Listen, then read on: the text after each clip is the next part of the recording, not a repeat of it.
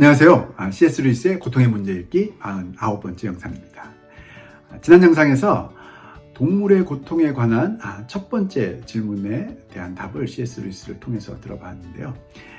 이번 영상에서는 두 번째 질문에 대한 답, 즉 동물의 고통은 어떻게 시작되었는가라는 그 기원에 대한 답을 또 들어보도록 하겠습니다. 페이지 224페이지인데요. 맨 위에 줄부터 또 읽어가면서 나누어 보겠습니다. 이전 세대는 동물이 겪는 고통의 기원을 인간의 타락에서 찾았습니다. 아담의 반창조적인 반란으로 전 세계가 부패했다는 것이죠. 그러나 인간이 존재하기 훨씬 전부터 동물들이 존재했다고 믿을 만한 증거를 충분히 가지고 있는 지금은 더 이상 그런 생각을 할 수 없게 되었습니다. 육식과 그에 수반된 모든 일들이 인류가 등장하기 이전에 이미 존재했습니다.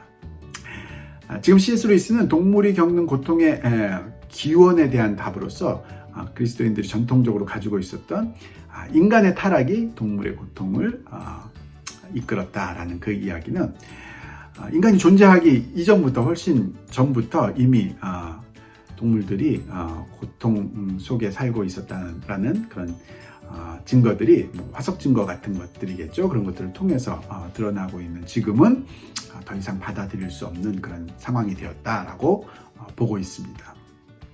이 지점에서 우리가 상기하지 않을 수 없는 신성한 이야기, 신앙 고백에 포함된 적은 없어도 교회 안에서는 널리 믿어졌고 주님의 말씀뿐 아니라 바울과 요한의 말씀에도 암시되어 있다고 볼 수 있는 이야기가 있습니다. 이것은 창조자에게 반항한 피조물은 인간이 처음이 아니며 인간보다 더 오래되고 더 능력 있는 어떤 존재가 변절하여 어둠의 제왕이자 이 세상의 주인이 되었다는 이야기입니다. 그래서 C.S. 루이스는 동물이 겪는 그 고통의 기원을 인간의 타락에서 찾을 수 없고 성경에 나오는 다른 이야기에 우리의 눈을 돌릴 수밖에 없는데 그때 C.S. 루이스 눈에 들어온 이야기가 바로 인간 이전에 있었던 피조물, 인간보다 더 오래되고 더 능력 있는 그런 존재가 변절해서 어둠의 제왕이자 이 세상의 주인이 되었다는 이야기, 즉 사탄의 존재와 타락의 이야기를 동물의 고통의 기원으로 삼을 수 있지 않은가라고 지금 제안을 하고 있습니다. 어떤 이들은 이러한 요소들을 주님의 가르침에서 전부 제거하고 싶어 합니다. 또 어떤 이들은 주님이 자기 영광을 비우고 인간이 되셨을 때 보통 사람들처럼 그 당시에 통용되던 미신들을 공유하실 만큼 낮아지셨다고 주장할 수도 있습니다. 그런데 자신의 이런 제안에 대해서 지금 두 가지 반응을 예상하고 있는데요. 첫 번째는 그런 식의 초자연적인 영적 세계의 이야기는 전부 제거하고 싶어 하는 그런 사람들이 있고, 또 어떤 사람들은 초자연적인 그런 영적 세계의 이야기를 그런 식으로 받아들여서는 안 되고, 예수님도 이 땅에 오셨을 때 육신의 몸을 입고 오셨기 때문에 그 당시 사람들이 공유하고 있던 그런 미신적인 이야기들을 같이 공유하셨을 것이다 라고 생각하는 것이 훨씬 더 나은 생각이다 라고 반응하는 사람들도 있을 것이다 라는 것을 안다는 거죠. 저도 확실히 그리스도께서 육체로 계셨을 때에는 전지하지 않으셨을 것이라고 생각합니다. 인간의 뇌가 전지한 의식의 매개체가 될 수 없다고 할 때 주님의 사고가 실제로 그 뇌의 크기와 형태의 제약을 받지 않았다고 말하는 것은 성육신의 실제성을 부인하는 가현설 신봉자들에게 가담하는 결과를 낳을 것입니다. 따라서 설령 주님이 오늘날 우리의 지식에 비추어 그릇된 과학적 역사적 진술을 하셨다 해도 그분의 신성을 믿는 저의 믿음에는 전혀 방해가 되지 않습니다. 이런 반응들에 대해서 C.S. 루이스의 대답이 재미있는데요. C.S. 루이스는 두 번째 반응, 즉 예수님이 인간의 몸을 입고 오신 이상 옛날 사람들의 그런 제한성, 즉 미신을 믿는 그런 제한성을 공유하셨을 것이라는 생각에 대해서 일말 동의할 수 있는 부분이 있다라고 지금 C.S. 루이스는 이야기하고 있습니다. 왜냐하면 C.S. 루이스가 보기에도 인간의 몸을 입고 이 땅에 오셨다는 그 말 자체가 예수님의 사고, 예수님의 생각 자체가 예수님의 뇌의 크기나 형태와 같은 그런 제약의 그 내면에 있다, 그 안에 있다라고 볼 수밖에 없다는 것에 동의한다는 거죠. 만약 그렇지 않고 예수님이 자신의 육신의 뇌에 그 제한성의 영향을 받지 않는다. 그래서 완전히 영적인 그런 전지함들을 유지하고 있었다라고 생각한다는 것은 오히려 가현설 신봉자들에게 가담하는 결과일 뿐이다라고 이야기하는데요. 가현설이라는 것이 무엇인지 그 밑에 각주에도 나와 있는데요. 영어로는 도세티스트라고 불렸던 사람들로 물질이라는 것, 육체라는 것은 악한 것이라는 전제하에 그리스도는 겉으로만 인간의 몸을 입은 것처럼 보일 뿐이지 모든 것이 영적 존재, 영적인 그런 성질의 존재였다라고 믿는 사람들이라고 이야기합니다. 그리고 그 사람들은 초창기 때부터 이미 기독교의 이단자들로 구별되어 있었다는 것을 우리가 이해해야 된다고 지금 보고 있습니다. 그러나 사탄의 존재와 타락에 대한 교리는 오늘날 우리의 지식에 비추어 그릇된 것으로 판명된 종류의 것이 아닙니다. 이 교리는 과학자들이 발견한 사실들과 충돌하는 것이 아니라 우리가 살고 있는 시대의 단순하고 막연한 사조와 충돌합니다. 저는 이른바 사조를 아주 낮추어 봅니다. 모든 이들이 자기 전공 분야에서 확인하는 사실은 새로운 것들을 발견하고 그간의 잘못을 바로잡는 사람들은 모두 자기 시대의 사조를 무시한 이들이라는 것입니다.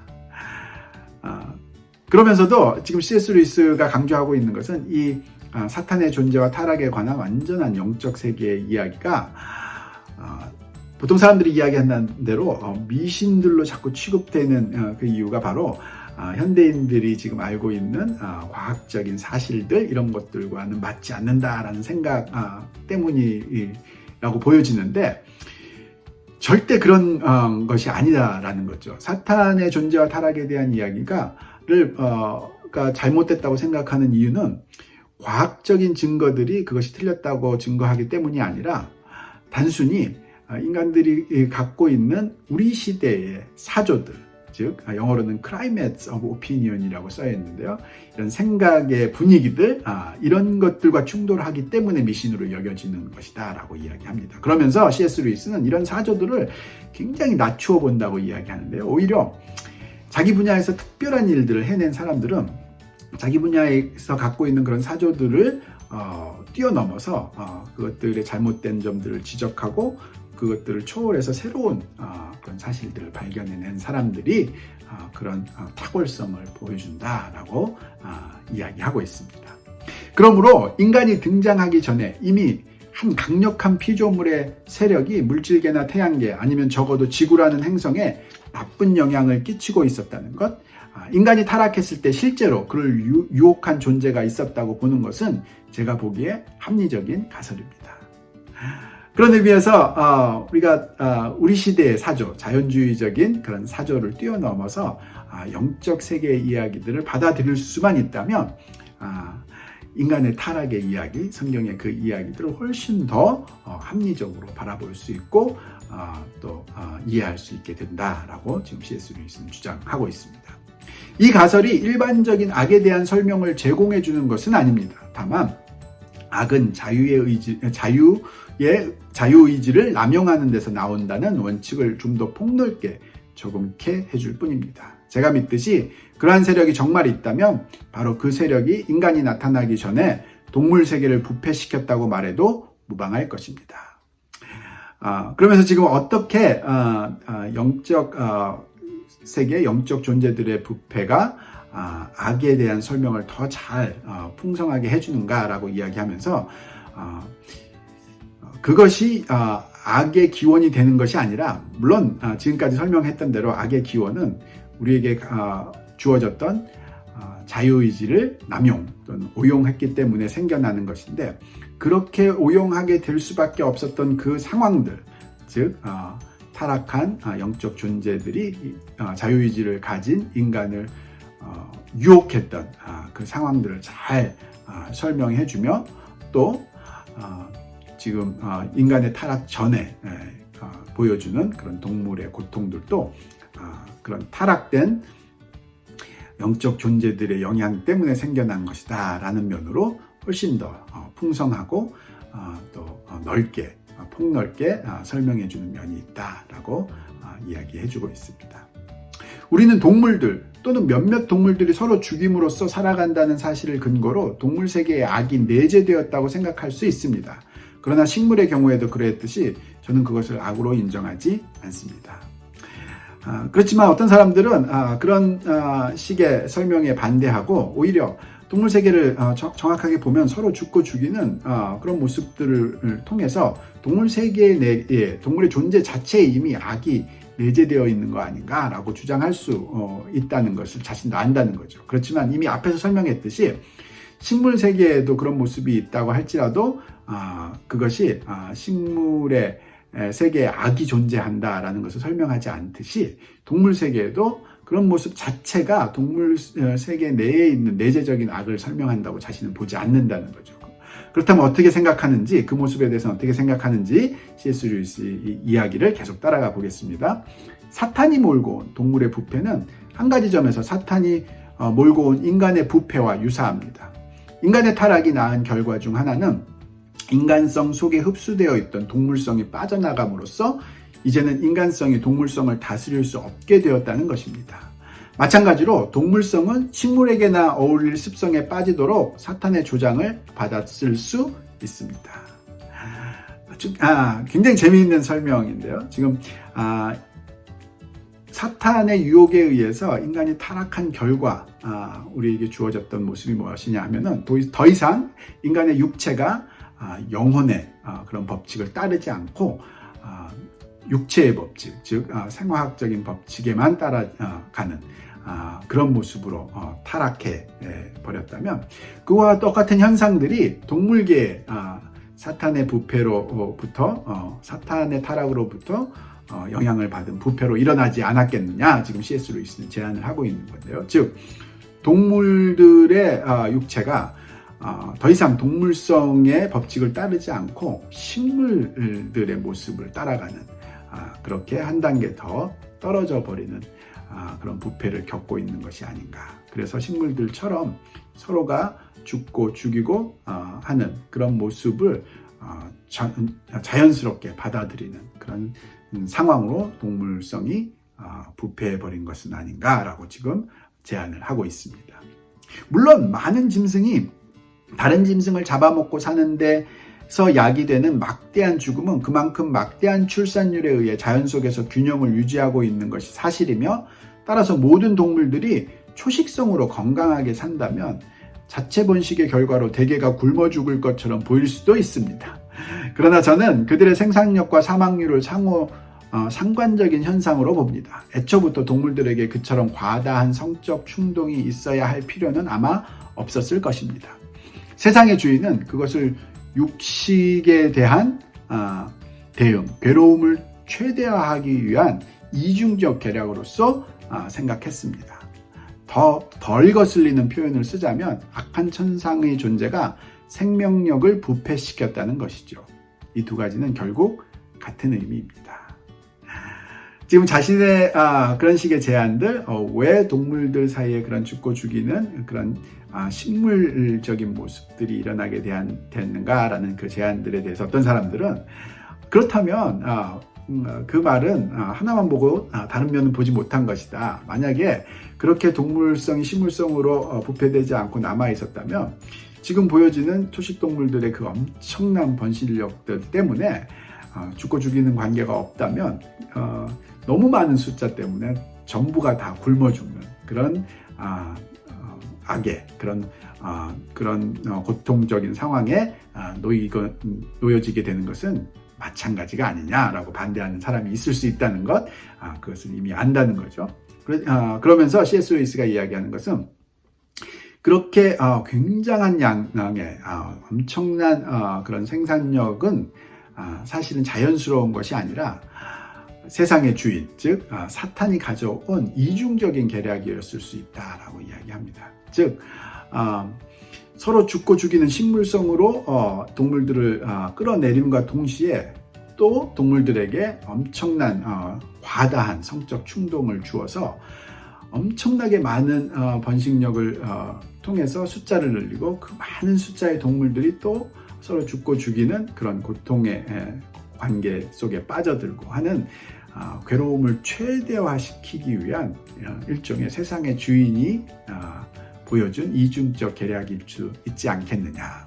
그러면서 이런 식의 말들을 조금 더 덜 거슬리는 표현으로, 멋있는 말로 표현하자면 악한 천상의 존재가 생명력을 부패시켰다라는 그런 표현으로 쓸 수 있다라고 이야기합니다. 계속 읽어보겠습니다. 그러나 저로서는 실체화된 추상명사를 믿는 편보다는 신과 악마들에 관한 신화를 믿는 편이 더 쉽습니다. 아무튼 신화는 우리 생각보다 훨씬 더 있는 그대로의 진실에 가까운 것일 수 있습니다. 주님이 질병의 원인을 하나님의 진노나 자연에 돌리지 않고 아주 분명하게 사탄에게 돌리신 적이 있다는 사실을 잊지 맙시다. 그러면서 지금 자기가 지금 계속 설명하고 이야기하고 제안했던 이런 것들을 한마디로 표현하자면 실체화된 추상명사로 설명을 하는 것인데, 솔직하게 개인적으로 C.S. 루이스는 이런 식의 실체화된 추상명사 같은 그런 설명을 받아들이는 것보다는 성경에서 나온 신과 악마에 관한 이야기들, 그런 신화적인 이야기들을 믿는 편이 훨씬 쉽다고 이야기합니다. 그러면서 그런 의미에서 성경에서 보여주는 이런 신화적 이야기가 단순히 역사에서 없었던 실제와는 상관이 없는 그런 이야기가 아니라 역사의 이야기를, 실제 있었던 이야기를 우리에게 이야기 형식으로 전달해주는 그런 의미에서의 신화이지 않는가라고 계속 강조를 하고 있습니다. 이 가설에 고려할 만한 가치가 있다면 인간이 처음 세상에 등장했을 때 이미 구속적인 기능을 맡고 있었다는 가설 또한 고려할 만한 가치가 있을 것입니다. 지금도 인간은 동물들에게 기적을 행할 수 있습니다. 우리 집에는 고양이와 개가 함께 살고 있는데 그렇게 함께 지내기를 좋아하는 것처럼 보입니다. 어쩌면 동물 세계의 평화를 회복시키는 것이 인간이 맡은 역할 중 하나였고, 인간이 원수의 편에 가담하지만 않았다면 지금으로서는 상상할 수도 없을 만큼 그 일을 잘 수행했을지도 모르겠습니다. 이 마지막 표현들이 굉장히 재미있는데요. 만약에 자신이 지금 제안하는 이런 이야기들이, 이런 가설들이 사실이라면 굉장히 가치 있는 부분을 하나 보여준다고 이야기하는데, 지금까지의 인간 타락이 동물의 고통의 원인이 되었다라는 말은 인간에 의해서 동물들이 고통을 겪게 되었다라는 뜻이 포함되어 있다면, 자신이 제안한 이 새로운 설명이 맞다면, 이런 가설이 맞다면, 인간이 태어날 때부터, 하나님에 의해서 창조될 때부터 우리에게 동물을 구속시키는, 이미 고통의 환경 속에 놓여있던 그런 동물들을 구속시키는 기능을, 그런 역할을 맡고 창조되었지 않았나라고 볼 수 있다는 거죠. 그런 면에서 자신의 지금의 경험으로도 고양이와 개같이 싸우기 좋아하는 그런 동물 관계도 인간에 의해서 굉장히 평화로운 상태를 만들어내는 그런 기적이 보여지듯이, 우리가 만약에 사탄의 유혹에 빠져서 부패의 길, 타락의 길로 들어서지만 않았다면 우리에게 처음부터 주어져 있던 동물들을 구속해내고 동물 세계에 평화를 주는 그런 역할을 지금으로서는 상상도 할 수 없을 만큼 잘 해내고 있었지 않았을까라고 지금 이야기하고 있습니다. 마지막 세 번째 질문에 대한 답은 다음 영상에서 또 계속 나누어 보도록 하겠습니다.